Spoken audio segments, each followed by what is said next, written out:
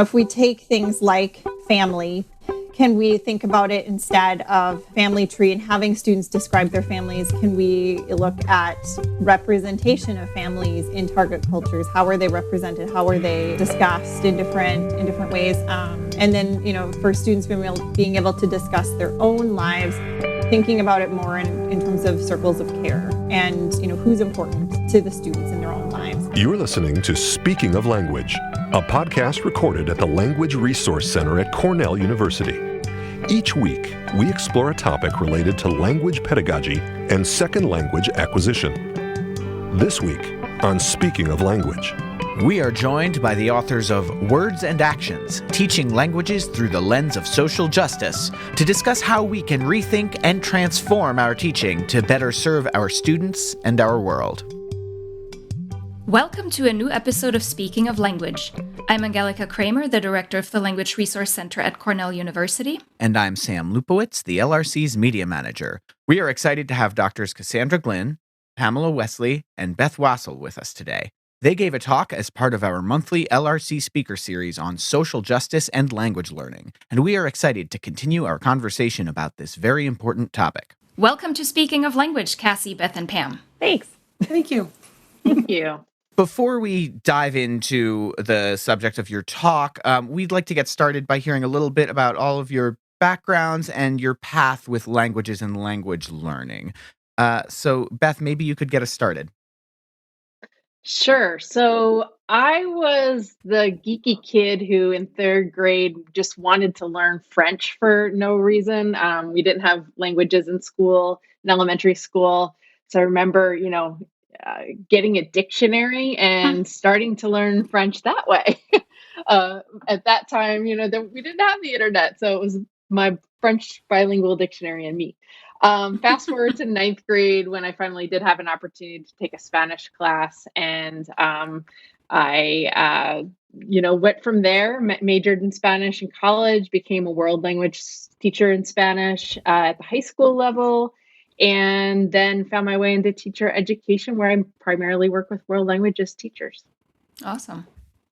Pam, how about you? So I was also geeky. I see a trend here. A common thread on our podcast, really.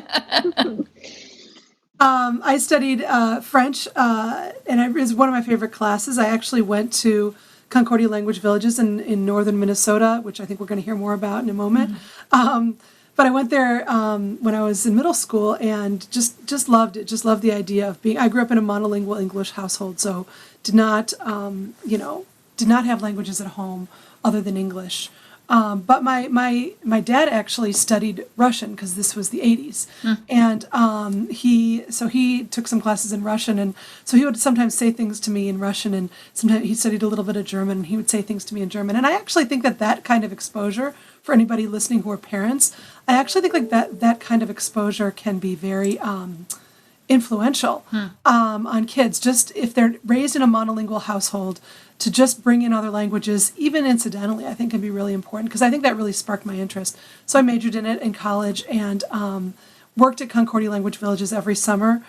So I was studying French in college, but then I also would go and teach it in the summers for a long time. And then decided at one point in my early 20s, I was like, well, what have I always enjoyed doing? I've always enjoyed teaching. And so always enjoyed teaching French, always enjoyed teaching at the language villages. So then I got into teaching and was a teacher for a while, and then decided I wanted to research what was going on with my students. And so then got my PhD, and now I work from the University of Minnesota, and now I work at the University of Iowa in teacher education, and then also in researching how languages are taught and learned, and especially in terms of attitudes, perceptions, and beliefs of stakeholders like students and teachers.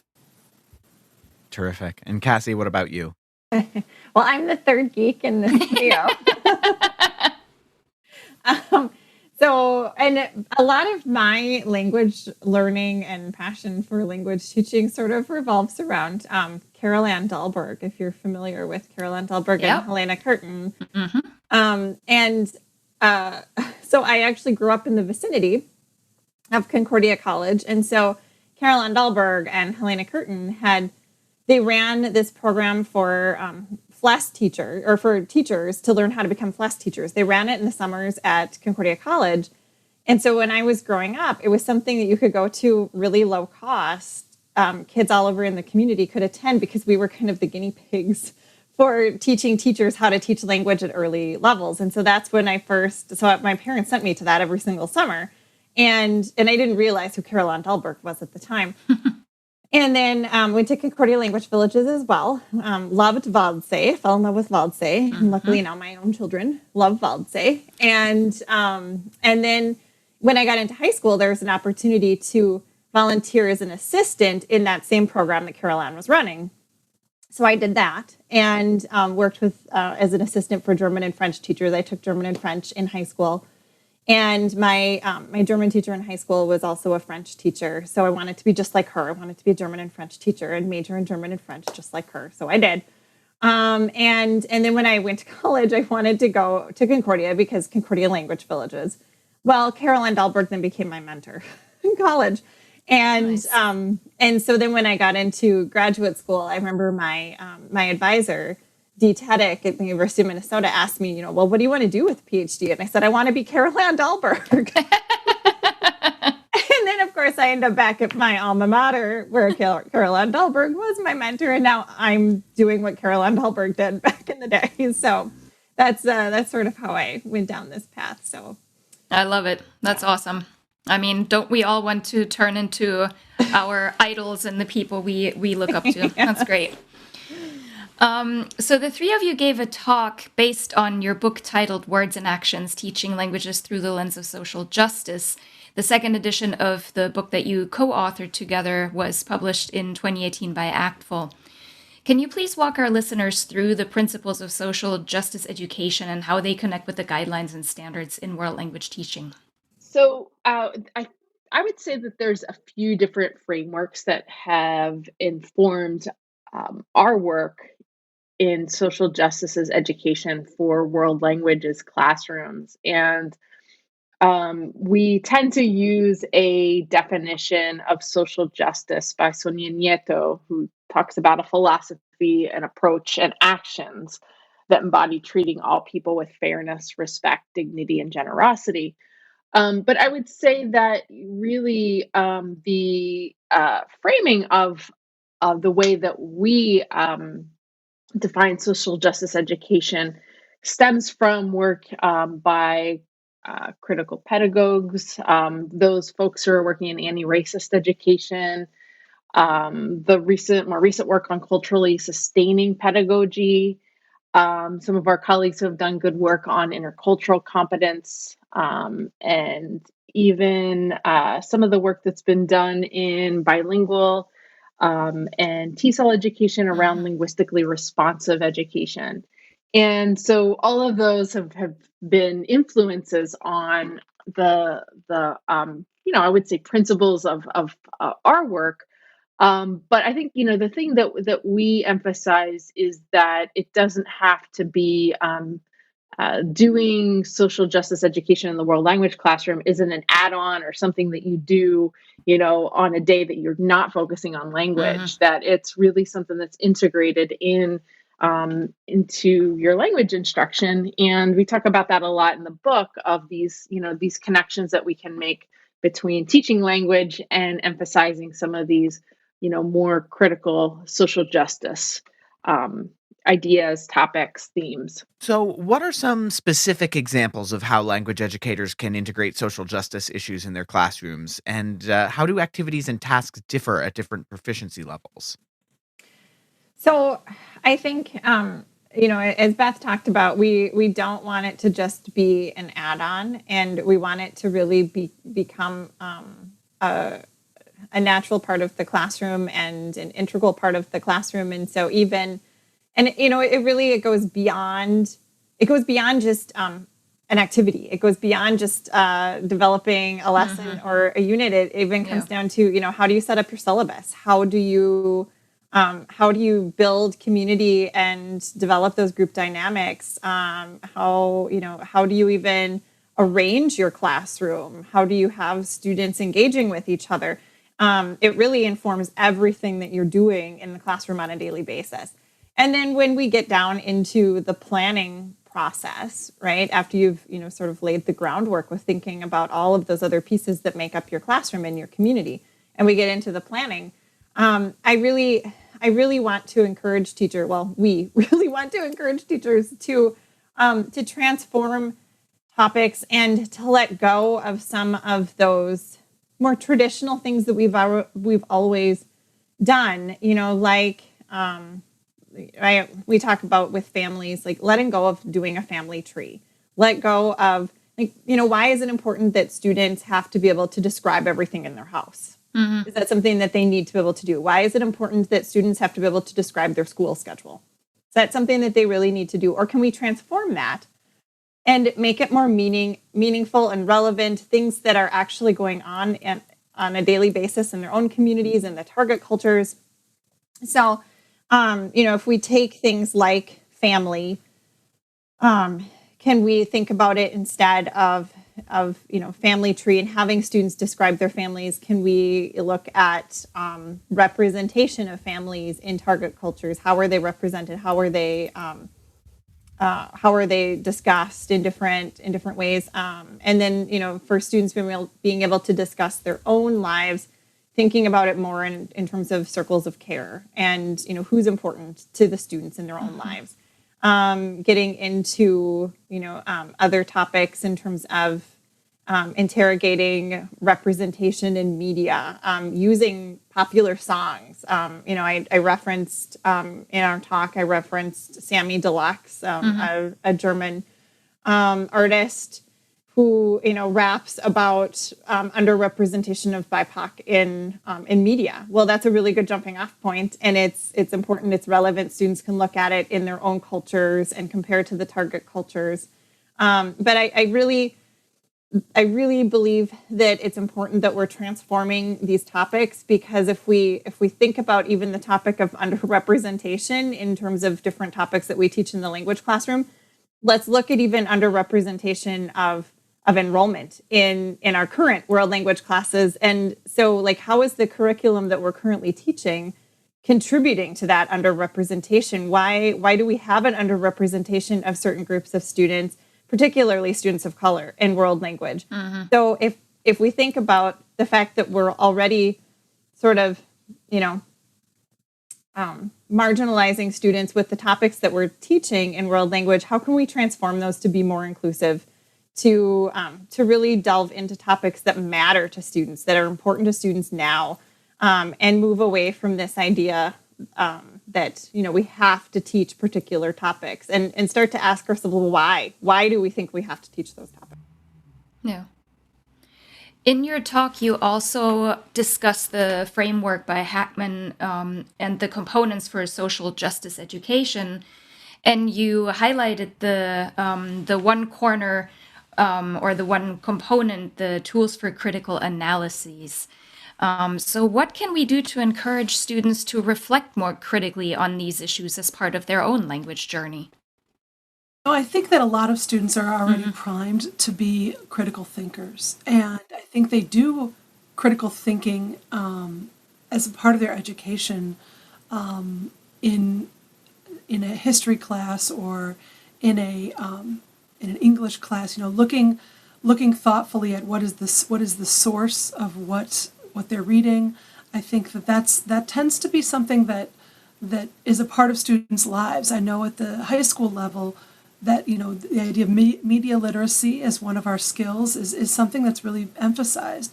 So I think bringing that into the language classroom should not be you don't necessarily have to start at zero, right? So students will be able to come up with ideas about how to look critically at the text that they're using. So one example that we used in the talk was how if you use a textbook as a language teacher, or you use a set of materials, maybe online materials, one easy thing to do with students at any level, and this can be a novice task as well, is have them look at who is represented in their class materials. What voices are heard? What are there pictures of? And looking at who is there and who is not there. I think that student, and so that's, at a novice level, that's a counting activity and a categorizing activity. And even reporting on it can be very low proficiency language can be used. At an upper level, you can look at more complex materials, you can look at themes, you can do more sort of comparison contrast analysis between different resources. But I think students are ready to look at materials with a critical lens, and to look at, and to be, I think they need to be invited. I think it's good to invite them and to say, like, let's look at who's in this picture and who's not in this picture, or let's compare two images and see, which one do you think is more representative.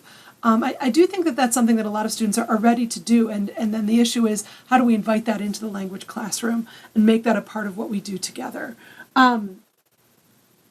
I mean, I guess that would be my main suggestion, is sort of build on what students already have, and use that in the classroom, and Sure, and sure. then you don't have to have all the answers either. That's one thing, is you don't have to be able to say, okay, well, here's the answer of what this critical look is. You can also have them bring their own insights, have them bring their own examples from the media, and have them talk about that. And that can be really interesting too, to just see what they come up with. Yeah, I also liked how you stressed in the talk that we should make connections to local communities or to the communities that our students are parts of. And that can be, that can be a very broad variety of different communities, whether they are online or truly local or, in the target culture. So that was another great point. I think with the connecting to community organizations and even looking at, I mentioned in the talk, when you look at what kinds of advocacy is taking place in target cultures, that can be really inspirational to students, and they can see perhaps, okay, well, this is taking place in the target culture. What is something similar that I could do closer to home in my own community? And it also gets us away from always focusing on issues in target cultures. And I think we have to be really careful about that when we're integrating social justice into our lessons and activities, because otherwise students, you run the risk of students starting to feel sorry for a particular group of people. And we really want to be careful with that, because there's a lot of hope, there's a lot of action, there's a lot of movement taking place in our target cultures. And we need to draw attention to that, because, as I said, that can be really inspirational to students of all different ages. So, what's one piece of advice you would give to language educators who are working on reframing their teaching? What's one thing they can integrate immediately tomorrow? One piece of advice I have is that this is a process, and everybody is on a continuum. And so, I think you have to be patient with yourself. And, and I always like Wiggins and McTighe's advice of think big and start small. And so those incremental steps, but knowing that this takes time and you're constantly learning. And Beth and Pam talked at the beginning about how, the three of us are on a journey too, and we're constantly learning as well. We're not done learning about how to do this work and, different things that we can do. We're constantly learning from teachers. And so my advice is think big, start small, and just keep learning, keep moving on your continuum, and know that your continuum is different than somebody else's. Yeah, so I can maybe connect to one of the things that Cassie just mentioned, and that's around, examining your own journey and maybe jumping into some of the work around identity, exploring your own identity or identities, and being open to starting to listen to the stories of others to recognize their identities and perhaps some of the differences in their experiences around privilege, around oppression, around different forms of discrimination, as a way to start to develop that empathy. And since so much of language is our stories, it's connected. I think how we learn language and the kind of language you use is connected to stories. Making space in your own life for listening to some of those stories, finding some of those stories, whether it's something, in a book or an article, or it's a documentary or a movie, even fiction, I think is really provides some good entry points for us to think about some of these ideas. I think, again, starting with ourselves, but then recognizing that, some of the work that has to be done is at the structural, systemic, institutional level down the line. But yeah, so much of it too is individual and interpersonal, and we can start there.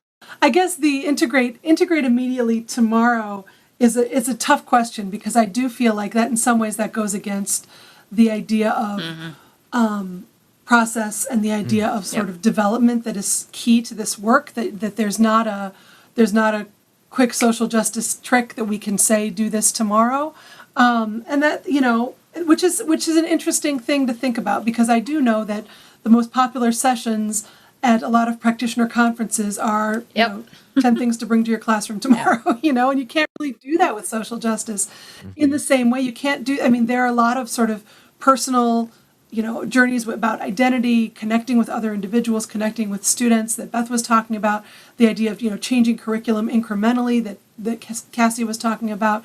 Those aren't things that are tips and tricks that can happen tomorrow. I do think that things like looking with fresh eyes at the materials that you've been using can be something that you can do right away.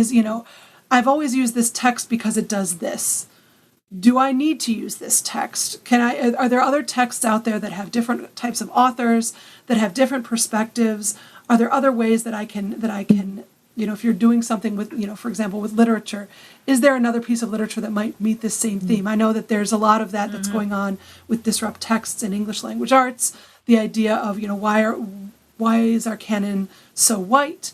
Are there other texts that do the same thing that Catcher in the Rye does? I think that there are parallel things in world language education. Are there parallel texts, or are there videos or audio that could be used instead, and sort of letting yourself open up to changing some of that, and particularly in terms of letting new voices into the classroom.